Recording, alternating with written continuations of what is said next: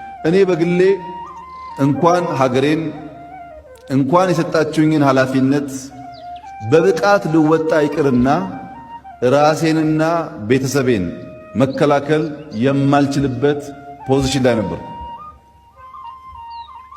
ለምሳሌ እናንተ ጠቅላይ ሚኒስትር ሆነ በሕገ መንግሥቱ መሰረት ሀገር አገልግል ብላችሁ የሾማችሁኝ ቀን የደህንነት ሹሙ ከኔ ጋር የነበሩ 3 ግለሰቦች በጥበቃ ስራ ላይ የነበሩ 3 ግለሰቦች ይዘህ ቤተ መንግሥት መግባት አትችልም ተባልኩ። እኔ የግል ጥበቃዎች ላይ ማዘዝ የማልችል ሰውዬን ነው እናንተ ለምን ሀገር አትጠብቅም እያላችሁ ጥያቄ የምታቀርቡት? አትችልም፣ እኛ የሰጠንን ጠባቂ ብቻ የሚጠብቅህ ተብሎ ጠባቂዎቼ እንዳይገቡ ተከለከሉ። ይሄ ጠቅላይ ሚኒስትር የሆንኩበት ቀን ነው። ቢሮ የምሰራበት ቢሮ ቁልፍ ያለው በእነዚህ የደህንነት ጠባቂዎች ነው።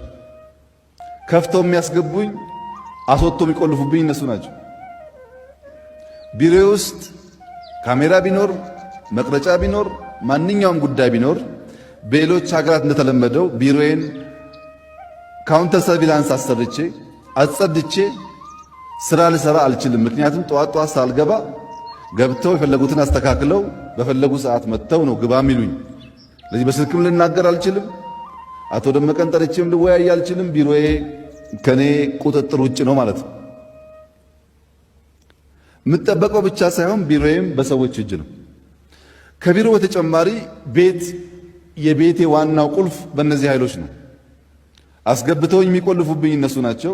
ጠዋት ቁልፍ ከፍተው የሚያስወጡኝ እነሱ ናቸው።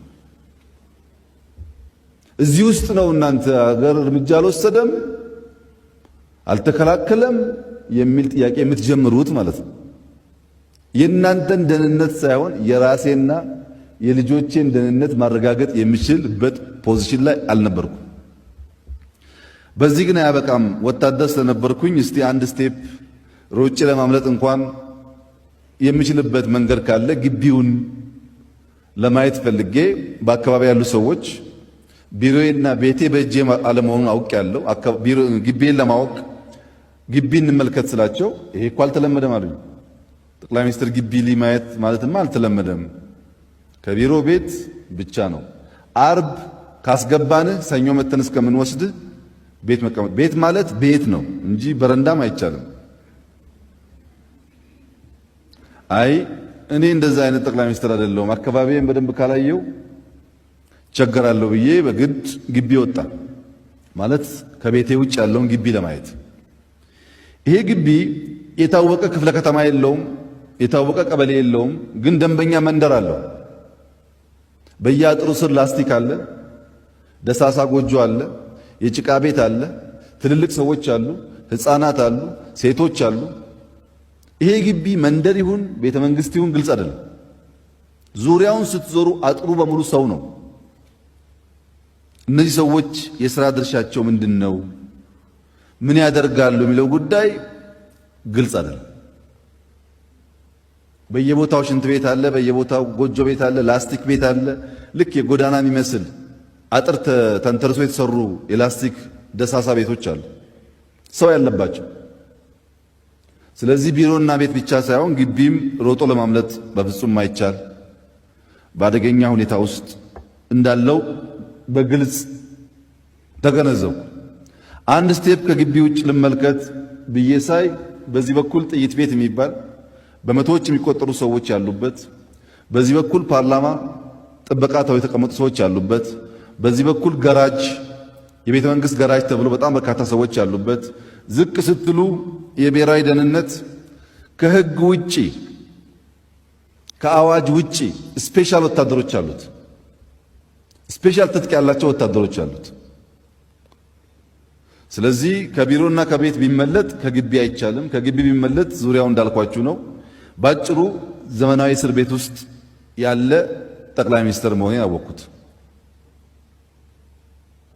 ከዚህ እስር ቤት ራሴን ነፃ ለማውጣትና ሀገርና ሕዝብ የሰጠኝን ኃላፊነት ለመወጣት በተለይ የተከበረው ምክር ቤት የሚጠብቃቸው ሪፎርሞች ለማሳካት የመጀመሪያው ስራ ከቤተሰብ ጋር መመካከር ነበር። ቤተሰብ ከዛ በፊት በስደት ስለነበሩ ያለው ሁኔታ ካየን በኋላ ይሄ ቤት እስር ቤት ነው።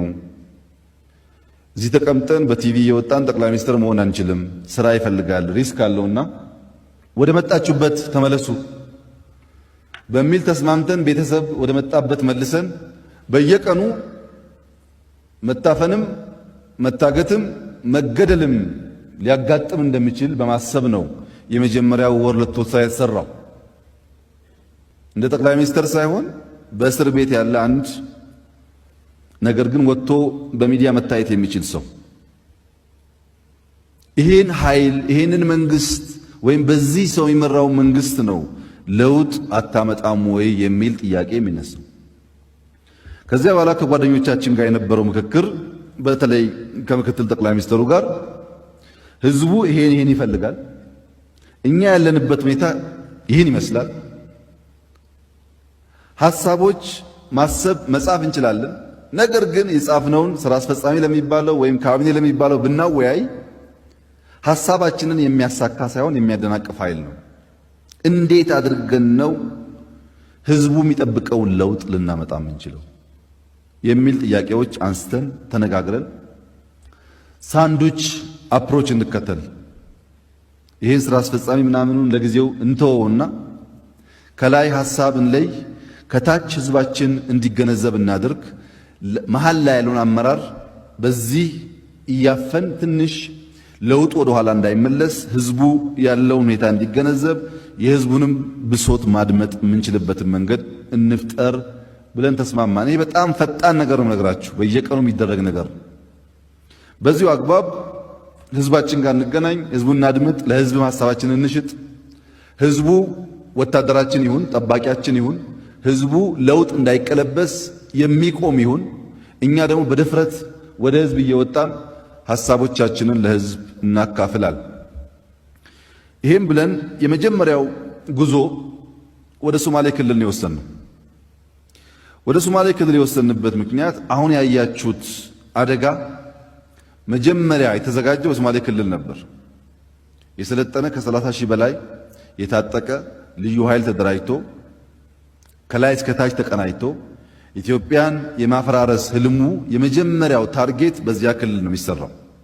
ከዚያ በተጨማሪ ከለውጡ በፊት አንድ ሁለት ወር ውስጥ በጣም መፈናቀል፣ ግድያ የነበረበት ሁኔታ ስለነበረ ያንን ማከም ያስፈልጋል ብለን ሶማሌ ክልል ለመሄድ ስንነሳ የደህንነት ሹሙ መሄድ አትችልም አለኝ። ሶማሌ ክልል መሄድ አትችልም አለኝ። ለምን የሚል ጥያቄ ሳነሳ አልሸባብ ሊገል ስለሆነ ሶማሌ ክልል አትሄድም፣ መሄድ አትችልም ተባለ። አንደኛ እንዳጋጣሚ ሆኖ መረጃ እንዴት ፋብሪኬት እንደሚደረግ በትንሹም ቢሆን ልምድ ስለነበረኝ፣ ሁለተኛ የመረጃ ተቋማት ስራ ለውሳኔ ሰጪ አካል ውሳኔ የሚደግፉ መረጃ ማቅረብ እንጂ መወሰን አልነበረም። ይሄኛው ግን ከውሳኔ ጀምሮ አትሄድም ብሎ የሚጀምረው እንደዚህ ጉዳይ ያለ ሳይሆን አትሄድም ብሎ ይወስንና ለምን ስል ነው ጀስቲፊኬሽኑ አልሸባብ ሊገልህ የሚለው እና መልሴ የነበረው ሁለት ነገር ነው። አንደኛ አትወስን፣ ለውሳኔ የሚያበቃ መረጃ አምጣ። ሁለተኛ ዋናውን ነገር ሰርተኸዋል እኮ። ዋናው ሊገድል የሚፈልግ ኃይል መኖሩን ማወቅ ነው።